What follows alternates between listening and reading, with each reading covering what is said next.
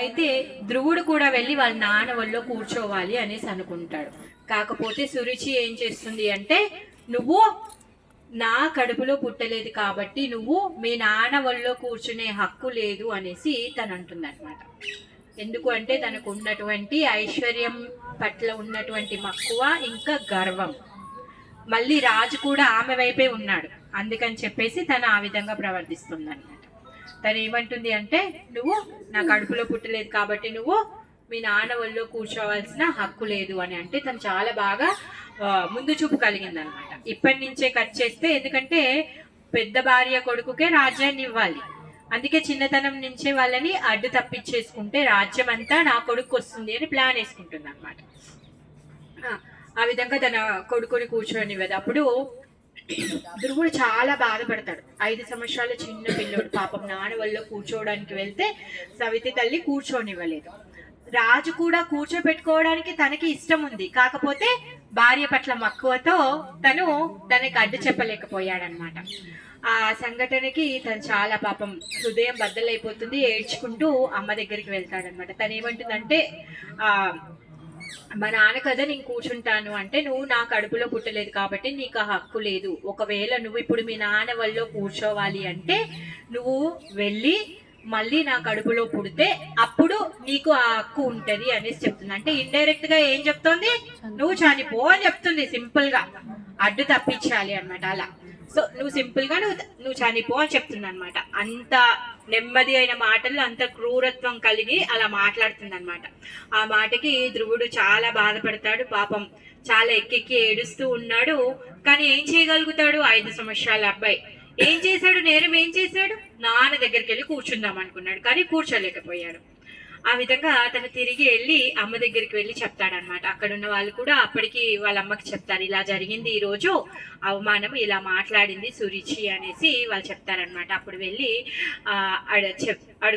అమ్మని అడిగితే అమ్మ ఏమంటుంది అంటే, నీ యొక్క అన్ని కోరికలు తీర్చేవాడు దేవాది దేవుడు కృష్ణుడు ఒక్కడే, నేనేమి చెయ్యలేను. ఎందుకంటే నేను అభాగ్యురాలిని, నీ యొక్క కోరికని తీర్చలేనటువంటి తల్లిని, నేను అంత అభాగ్యురాలిని, నన్ను క్షమించు నాయనా.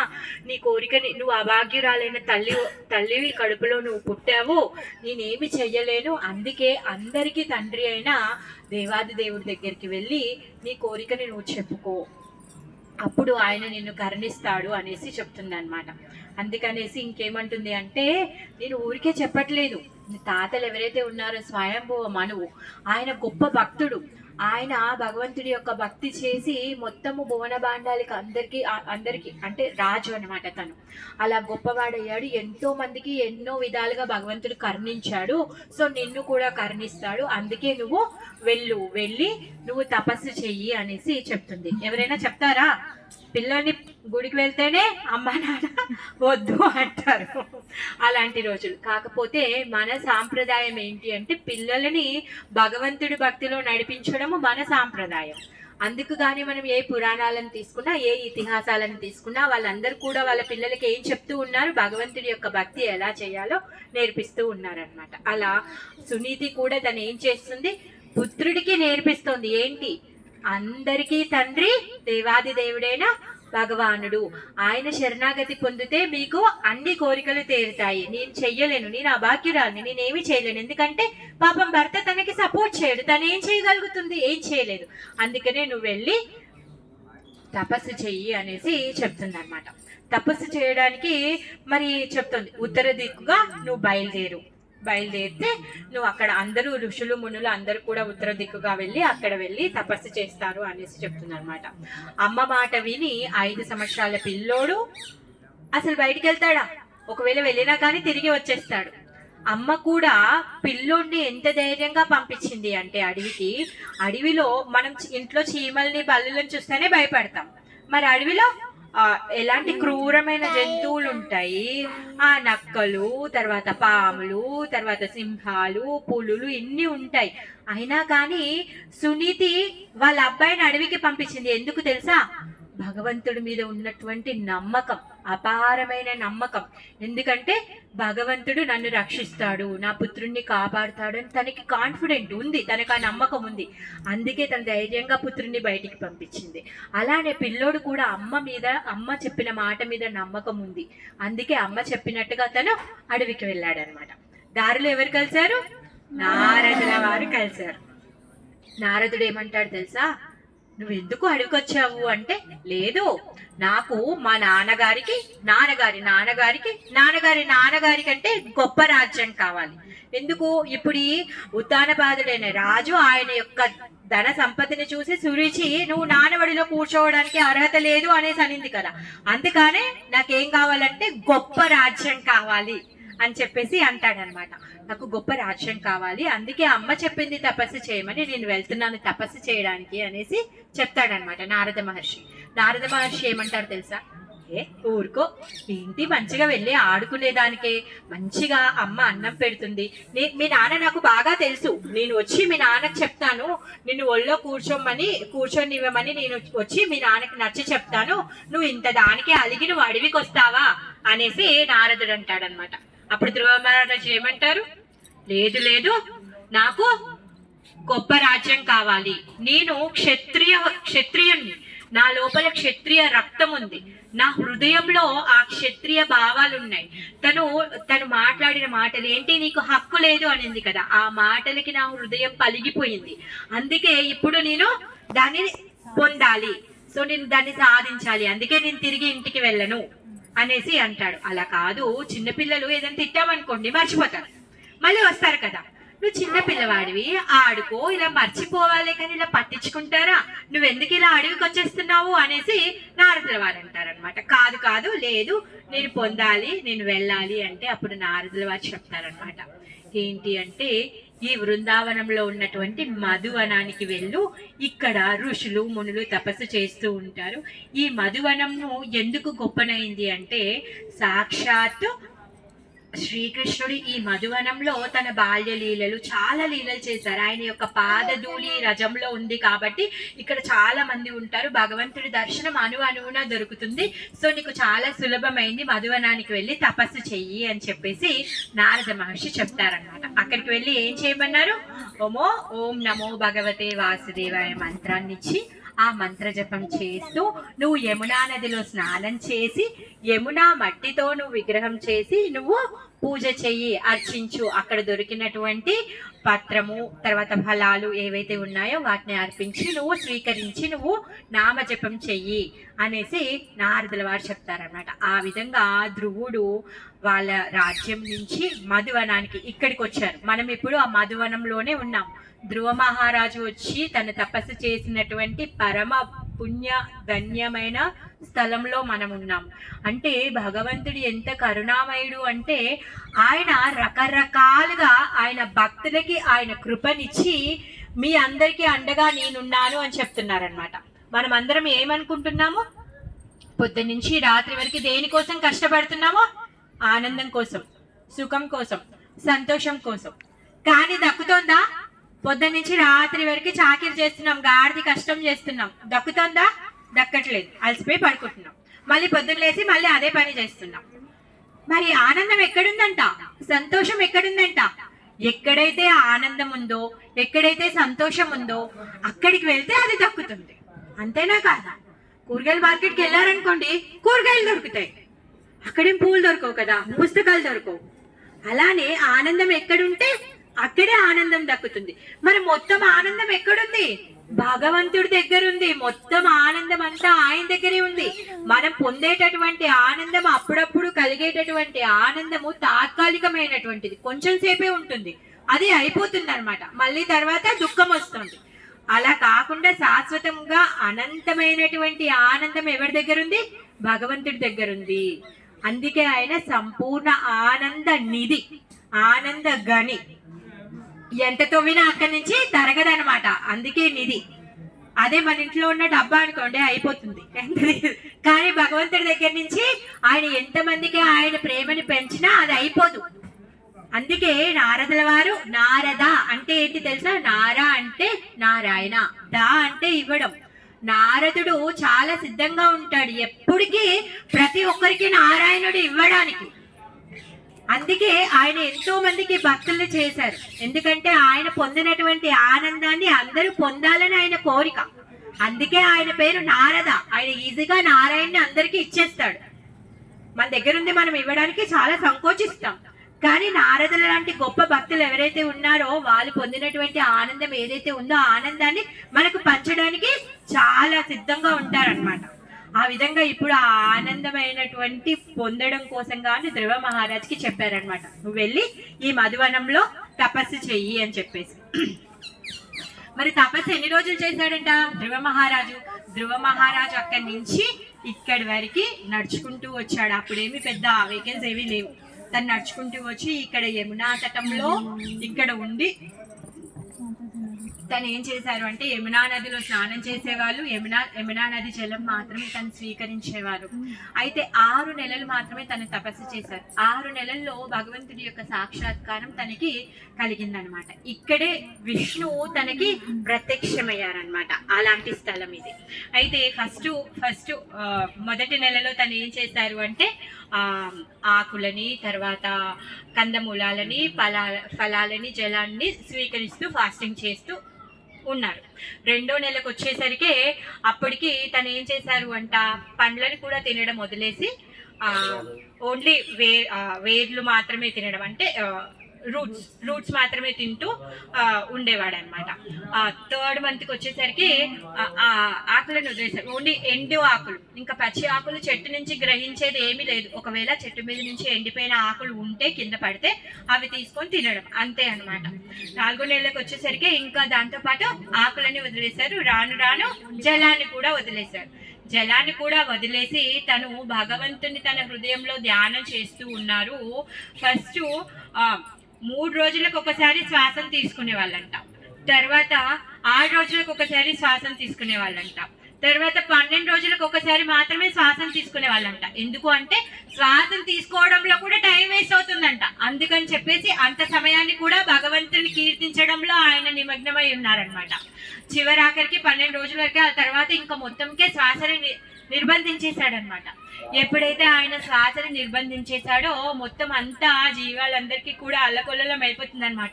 ఇంద్రుడు అందరు దేవతలను తీసుకొని వచ్చి అసలు ఏమవుతుందో తెలియట్లేదు, మొత్తం వాయు అంతా తిరగడం లేదు, అంతా స్తబ్దం అయిపోయింది, అసలు ఏమవుతుందో మాకు తెలియట్లేదు, ఇది అసుర శక్తా లేకపోతే ఏం శక్తో కూడా మేము తెలుసుకోలేకపోతున్నాము అని చెప్పేసి వాళ్ళు అంటారనమాట. అప్పుడు విష్ణు అంటారు, ఏమంటారంటే లేదు మీరు ఎవరు కంగారు పడద్దు, నేను ఇప్పుడే వెళ్తున్నా, మనవాడే నా భక్తుడు అని చెప్పేసి పరిగెత్తుకుంటూ వచ్చేస్తారనమాట. ఇక్కడికి వస్తారు, గరుడాతో విష్ణు వస్తారనమాట. వచ్చిన తర్వాత ధ్రువ మహారాజు ఎప్పుడైతే విష్ణు ఇక్కడికి వస్తారో అప్పటి వరకు తను ఏం చేస్తున్నారు, తన హృదయంలో దర్శనం చేసుకుంటూ ఉన్నారు.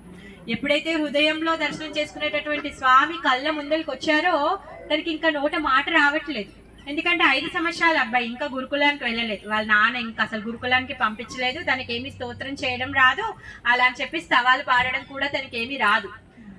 ఎప్పుడైతే విష్ణువు దర్శనం చేసుకున్నాడో తన నోట మాట రావట్లేదు, కానీ తన లోపల తనని కీర్తించాలి, తనని ప్రార్థించాలనే కోరిక కలిగిందనమాట. అది తెలుసుకున్న విష్ణు తన యొక్క చేతిలో ఉన్నటువంటి పాంచజన్య శంఖాన్ని తన తల మీద ఆనిస్తారనమాట. అప్పుడు ఆనిచ్చిన తర్వాత తను విష్ణువుని ప్రార్థిస్తారనమాట. ప్రార్థించి తను ఏడుస్తారనమాట. ఎందుకు ఏడుస్తారు అంటే, అయ్యో నేను ఎంత పిచ్చి పని చేశానే, అక్కడి నుంచి వచ్చాను ఇంత దూరము, 6 నెలలుగా తపస్సు చేస్తున్నాను, దేనికోసం తపస్సు చేస్తున్నాను, గాజు పెంకల కోసం తపస్సు చేస్తున్నాను. వజ్రం లాంటి మిమ్మల్ని వదిలిపెట్టి నా లోపల తుచ్చమైన కోరిక ఏంటి, మా తాత కంటే గొప్ప రాజ్యాన్ని నేను పొందాలి అనే తుచ్చమైన కోరిక కోసం నేను మీకోసం తపస్సు చేస్తున్నాను, నేను ఎంత మూర్ఖుడిని అని చెప్పేసి ధ్రువ మహారాజు ఏడుస్తున్నాడు అనమాట. వజ్రం లాంటి భగవంతుడి యొక్క ప్రేమని కృపని వదిలిపెట్టి రాజ్యాన్ని అడిగాను కదా అని తను బాధపడుతూ ఉన్నాడు అనమాట. నాకు వద్దు, నాకు ఏ రాజ్యం వద్దు, ఏమి వద్దు, నేను ఎప్పుడు మీ యొక్క భక్తిలో ఉండాలి అని చెప్పేసి తను వేడుకుంటాడనమాట. కానీ కృష్ణుడు ఏంటి, ప్రతి ఒక్కరి హృదయంలో ఉన్నారు. హృదయంలో ఉన్నటువంటి కోరికలు, ఆలోచనలు, అనుభూతులు అన్నీ కూడా మనం ఎవరితో చెప్పకుండా లోపల ఉన్నటువంటి కృష్ణుడికి తెలుసు, పరమాత్మకి తెలుసు. అదే విధంగానే తను ఏం చేస్తారంటే, నువ్వు కోరుకున్నటువంటి కోరికతో పాటుగా నీ మనసులో ఉన్నటువంటి కోరికను కూడా నేను నెరవేరుస్తాను అనేసి చెప్తారనమాట. ధ్రువ మహారాజ్ యొక్క తండ్రి పేరు ఉత్తానపాదుడి యొక్క తండ్రి పేరు స్వయంభువ మనువు. స్వయంభువ మనువు యొక్క తండ్రి పేరు బ్రహ్మ. తాత కంటే గొప్ప రాజ్యం. మరి బ్రహ్మలోకం కంటే గొప్ప రాజ్యం ఎక్కడుంది? సాక్షాత్తు వైకుంఠం. అందుకే ఏం చేశాడంట విష్ణువు? తన వైకుంఠాన్ని ధ్రువుడికి రాసిచ్చాడు. ఇప్పుడు మనం ఏమంటాము? ఆకాశంలో చూసి ధ్రువ నక్షత్రం అంటాం. అదేంటి? క్షీర సముద్రం, ధ్రువలోకం అంటున్నాం. అది వైకుంఠం. సాక్షాత్ విష్ణు ఉండేటటువంటి తన ఇంటినే ధ్రువుడికి ఇచ్చేశాడు. అంటే భగవంతుడు ఎంత కరుణామయుడో చూసారా? మనం చేసేటటువంటి భక్తికి తను హద్దే లేదండి. మనం ఎవరైనా వచ్చి ఏమైనా అడిగారు అనుకోండి, మనం ఏం చేస్తాము? ఈరోజు రాత్రికి, రేపు పొద్దునకి దాచిపెట్టుకో. నేనైతే అలానే ఇస్తాను, నేను మొత్తం అయితే ఇవ్వను. అవునా కాదు? కానీ భగవంతుడు అలా కాదు. తన ఇల్లుని ఇచ్చేశాడు ధ్రువుడికి. అలాంటి కరుణామయుడు అనమాట. అందుకే అపార కరుణ కలిగినటువంటి వాడి దగ్గర మనం ఏం అడగాలి? ఆయన కరుణను అడిగితే చాలు, అన్నీ వచ్చేస్తాయి. అవునా కాదా? కానిస్టేబుల్ రక్షణ మనకు అవసరం లేదు, రాజుగారి రక్షణ కావాలి. కానిస్టేబుల్ దగ్గరికి వెళ్తే ఆయనకి కొంచెం మాత్రమే రైట్స్ ఉంటాయి, ఆయన దగ్గర చిన్న తుపాకీ ఉంటుంది. అదే రాజు దగ్గర ఉంటే మొత్తం సైన్యం అంతా ఉంటుంది మనం రక్షించడానికి. అందుకే భగవంతుడి యొక్క కృప అపారమైంది, అనంతమైంది. ఆయన కృప ఇవ్వడం కోసము ఎలాంటి హద్దు లేదు. అంటే మీరు ఇంతే భక్తి చేశారు, నీకు ఇంతే ఇస్తాను, ఈ భక్తుడు ఇంత పొట్టిగా ఉన్నాడు ఇంతే ఇస్తాను, పొడుగుగా ఉన్నాడు ఇంత పొడుగు ఇస్తాను, లేకపోతే వీడి దగ్గర ఇంత ధనం ఉంది నేను వీడికి ఇంతే కృప ఇస్తాను, అలాంటి ఏవి మీటర్స్ లేవు ఆయన దగ్గర. ఆయన ఎంత అపారమైన కరుణ కలిగిన వాడు అంటే, భగవంతుడి వైపు మన ఏమంటారు, మన ఇష్టాన్ని మనము ప్రదర్శించడం ద్వారా భగవంతుడు చాలా ఆనందపడతాడు. అంతే కదా? మనం కూడా మన పిల్లలు హాస్టల్కి వెళ్ళారనుకోండి, అమ్మ అని ఫోన్ చేస్తే మనం ఎంత సంతోషపడతాం. ఎందుకంటే ఇన్ని రోజులు పిల్లలు మన నుంచి దూరంగా ఉన్నారు. సో వాళ్ళు పిలిచేటటువంటి ఒక్క పిలుపు ఎంత ఆప్యాయకరం. అలానే మనం కూడా ఈ భౌతిక ప్రపంచానికి వచ్చేసాం మన నిజమైన తండ్రిని మర్చిపోయి. అందుకే మనము భగవంతుడి యొక్క నామాన్ని జపం చేయడం వల్ల, భగవంతుని గురించి వినడం వల్ల, భగవంతుని గురించి మాట్లాడడం వల్ల, భగవంతుడి యొక్క కథలు శ్రవణం చేయడం వల్ల భగవంతుడు చాలా ఇష్టపడతాడు అనమాట. అమ్మ నాన్నతో మాట్లాడేటప్పుడు, పిల్లలు అమ్మ నాన్నతో మాట్లాడేటప్పుడు అమ్మ నాన్న చాలా సంతోషపడతారు. అలానే మనం కూడా మన తండ్రి గురించి మనము వినడం, మాట్లాడుతూ ఉంటే అప్పుడు తండ్రి కూడా సంతోషిస్తారనమాట. మనము ఇక్కడ బృందావనంలో ఉన్నాము. ఇది పరమ దివ్య స్థానము. ఇది సాక్షాత్ గోలోక వైకుంఠము. గోలోకానికి ఈ బృందావనానికి భేదం లేదు. అదేంటండి, ఎక్కడ చూసినా చెత్త ఉంది, ఎక్కడ చూసినా కోతులు ఉన్నాయి, అల్లరి చేస్తుంది, ఎటు చూసినా హారన్లు వినిపిస్తున్నాయని ఎవరు అనుకోకండి. ఎందుకంటే మనము భౌతికమైన స్థితిలో ఉన్నాము. ఇవన్నీ మనము భౌతికమైన సదుపాయాల కోసం మనం ఏర్పరచుకొని మనం చేసినటువంటి చెత్తనే. ఇది మనం ఇప్పుడే తిని ఎంత చెత్త పడేసాం కదా, అవునా కదా? సో అలానే మన లాంటి వాళ్ళు ఎంతో మంది ఇక్కడ చెత్త చేసిపోయారు. అందుకని చెత్తను చూసి ఇది గబ్బు అనేసి ఎవరు అనుకోకండి. ఎందుకంటే ఇది వైకుంఠం, సాక్షాత్ వైకుంఠం. మీరు బ్యాక్టీరియాని, వైరస్ని చూడాలంటే మీరు మైక్రోస్కోప్ పెట్టుకొని చూడాలి, మీ కళ్ళతో మీరు చూడలేరు. అలానే మీరు బృందావనాన్ని దర్శనం చేసుకోవాలి అంటే భక్తుల యొక్క కృప మనకి కావాలి, భగవంతుడి యొక్క కృప కావాలి. అలాంటి కృప లేకపోతే మనం ఇక్కడ బృందావనం యొక్క దర్శనం చేసుకోలేము. మరి అలాంటి కృప లేదు కదా, మాకు అనిపించట్లేదు, మేము ఎందుకు రావాలి అలా అనుకోవద్దు. పచ్చకామర్లు వచ్చిన వాడికి చెరుకు రసం తాపిస్తూనే ఉంటారు, వాడికి స్వీట్నెస్ తెలియకుండా, కానీ వాడికి తెలిసేంత వరకు. అదే విధంగా మన కళ్ళు బాగా శుద్ధి పడేంత వరకు, మనకున్నటువంటి భౌతిక దృష్టి పోయేంత వరకు మనము భగవంతుడి యొక్క కథలు విని, భగవంతుడు ఎక్కడెక్కడైతే తను లీలలు చేశారో అక్కడికి వెళ్ళి దర్శనం చేసుకోవడం వల్ల అక్కడ ఉన్నటువంటి ఈ ఏమంటారు పవిత్రతని మనం పొందగలుగుతాం. అక్కడ ఉన్నటువంటి ఆశీర్వాదాలను మనం పొందగలుగుతూ ఉంటాం అన్నమాట. అందుకే ఏమంటారు, భక్తిలో అంగాలు చెప్పేటప్పుడు భగవంతుడు ఎక్కడైతే లీలలు చేశారో అక్కడికి వెళ్ళి దర్శనం చేసుకోవాలి అని కూడా చెప్తారనమాట. ఇంకా మనము దామోదర మాసంలో ఇక్కడికి వచ్చాము. ఇది పరమ పవిత్ర స్థలము, పరమ పవిత్ర మాసము కూడా. ఇక్కడ భగవంతుడి యొక్క నామం చెప్పడము చాలా ఉత్తమమైంది, దర్శనము ఉత్తమమైంది. అందుకుగానే ఎవరు ఎవరు కూడా వేరే ముచ్చట పెట్టకుండా భగవంతుడి యొక్క నామాన్ని చెప్పండి. సో ఇక్కడ ధ్రువ మహారాజు యొక్క లీల జరిగింది. అలానే ఇప్పుడు మనం వెళ్తాం, అక్కడికి ముందుకు వెళ్తే కొంచెం చిన్న పర్వతం ఉంటుంది, ఒక నాకు తెలిసి ఒక 30-40 స్టెప్స్ ఉంటాయి. ఆ పర్వతం పైన నారాయణ ఇంకా ధ్రువుడి యొక్క మందిరం ఉంది. ధ్రువతిల అనేసి అంటారు దాన్ని. ఇప్పుడు మనం కూర్చున్నటువంటి స్థలము ఇది లవణాసురుడి గుహ. ఇలా ఇది ఉంది కదా, ఈ ఎర్రది, దాని లోపల నుంచి స్టెప్స్ ఉంటాయి, కిందికి దిగితే గుహ ఉంటది. ఇప్పుడు గుహ పైనే ఉన్నాం. ఉంది, అదే ఇదే గుహ, మనం గుహ మీదే ఉన్నాం ఇప్పుడు. మరి లవణాసురుడు ఎవరు? టైం ఎంత?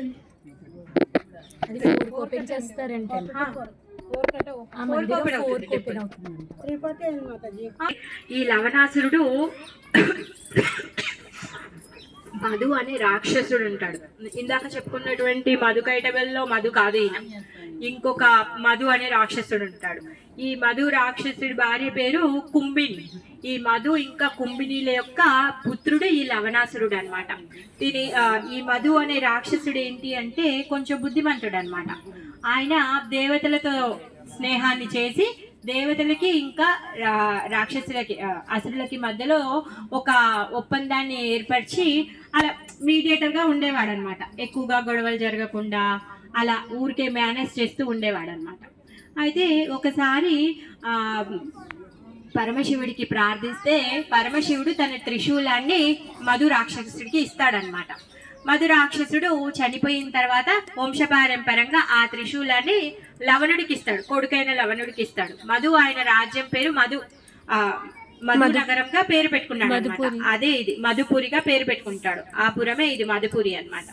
సో కొడుకు ఏంటంటే చాలా రాక్షసుడు కదా, వాడు నిజంగానే రాక్షసుడు అనమాట. చిన్నప్పటి నుంచి ఆయన ఆడుకునేటప్పుడు వాళ్ళ ఫ్రెండ్స్ ని కూడా కొట్టి చంపేవాడు. అలాంటి దుర్మార్గుడు అనమాట. అలాంటి దుర్మార్గుడు ఈ లవణాసురుడు. తండ్రి చనిపోయిన తర్వాత వాడికి ఆగడాలు అసలు ఇంకా హద్దే లేదు. అందరినీ హింసించడము, బాధ పెట్టడము, ఇక్కడ ఈ మధుపురిలో ఉన్నటువంటి ఋషులు మునులు ఎవరైతే ఉన్నారో వాళ్ళందరినీ కూడా బాధ పెట్టడము, చంపేయడం ఇలా జరిగేదన్నమాట. తర్వాత ఇక్కడికి దగ్గరలో ఉన్నటువంటి రాజు వెళ్ళి రామరాజ్యం అన్నమాట ఇది త్రేతాయుగంలో. సో అందరూ వెళ్ళి రాముడి దగ్గరికి వెళ్ళి కంప్లైంట్ ఇస్తారనమాట. కంప్లైంట్ ఇచ్చినప్పుడు భరతుడు ఏమనుకుంటాడు అంటే తను వచ్చి యుద్ధం చేస్తాను అనేసి అనుకుంటాడు అనమాట. అప్పుడు శతఘ్నుడు ఏమంటాడు అంటే నేను ఇప్పటి వరకు అన్నకి ఏ సహాయం చేసింది లేదు, ఇప్పటి వరకు ఒక్క సేవ కూడా నేను అందించలేదు, అందుకని నాకు ఈ ఛాన్స్ ఇవ్వు అని చెప్పేసి భరతుడిని శతఘ్నుల వారు వేడుకుంటారనమాట. అలా తను లవణాసురుడితో పోరాడడం కోసం కానీ శతఘ్నుడు ఇక్కడికి వాళ్ళ అన్న దగ్గర పర్మిషన్ తీసుకొని వస్తూ ఉంటాడనమాట. అప్పుడు రాముడు ఏమంటాడు అంటే నువ్వు మధుపురికి వెళ్తున్నావు, అక్కడ ఉన్నటువంటి లవణాసురుడి చేతిలో ఉన్నటువంటి త్రిశూలము పరమశివుడు ఇచ్చినటువంటిది. ఆ త్రిశూలం ఎంత గొప్పది అంటే వాడు ఆ త్రిశూలాన్ని పెట్టుకొని అందరినీ చంపడము, ఎవరు ఆయన మీదకి దండెత్తినా కూడా అందరినీ ఓడించడం చేస్తూ ఉన్నాడు అనమాట. అందుకని రాముడు ఒక సలహా ఇస్తాడు శత్రుఘ్నుల వారికి, నువ్వు లవణాసురుడు త్రిశూలం చేతిలో పట్టుకోకుండా ఒంటరిగా ఉన్నప్పుడు వాడిని ఉసికొల్పు, అప్పుడు వాడితో యుద్ధం చెయ్యి అనేసి సలహా ఇస్తారనమాట. ఇంకా అన్న దగ్గర ఆశీర్వాదం తీసుకొని అక్కడి నుంచి సైన్యాన్ని తీసుకొని శత్రుఘ్నుల వారు వస్తారనమాట. అయోధ్య నుంచి ఇక్కడికి వస్తారు. వచ్చిన తర్వాత లవణాసురుడు రోజు ఏం చేస్తాడు అంటే అడవికి వెళ్ళి అడవిలో ఉన్నటువంటి మృగాలన్నింటినీ చంపేసి తను వచ్చి లంచ్ చేయడం వాడి పని అనమాట.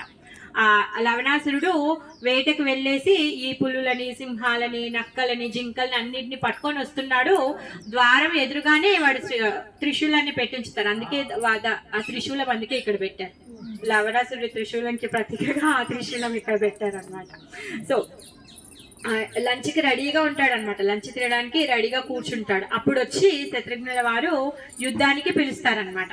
పిలవడంతో లవణాసురుడికి కోపం వచ్చి ఇప్పుడు వేళకాని వేళలో వచ్చాడు వీడెవడు, వీడిని చంపేస్తాను అని చెప్పేసి గుహలో నుంచి బయటకు వచ్చి ఆ బయట ఉన్న చెట్లన్నింటినీ పెరిగేసి విసిరి శత్రుఘ్నుల వారిని మొత్తం సైన్యాన్ని అంతా ధ్వంసం చేయడానికి ప్రయత్నిస్తాడు. కాకపోతే శత్రుఘ్నుల వారు చేతిలో తను చనిపోతాడు అనమాట లవణాసురుడు. ఆ యుద్ధం జరిగిన స్థలం ఇదే, ఆ లవణాసురుడి గుహ ఇదే అనమాట. ఓకే, అంటే సత్యయుగంలో ధ్రువ మహారాజు విష్ణువు ప్రత్యక్షమయ్యారు. త్రేతాయుగంలోనేమో రాముడి యొక్క తమ్ముడు వచ్చారు ఇక్కడికి. తర్వాత ద్వాపర యుగంలోనేమో కృష్ణుడు లీలలు చేశాడు, కలియుగంలోనేమో చైతన్య మహాప్రభు వచ్చారు. ఈ విధంగా ఈ స్థలము పరమ దివ్యమైనటువంటి స్థలము. జై బోలో మధువనికి జై, ధ్రువ మహారాజ్ కి జై, శతజ్ఞ కి జై, హనుమాన్ కి జై, ప్రభు की जय।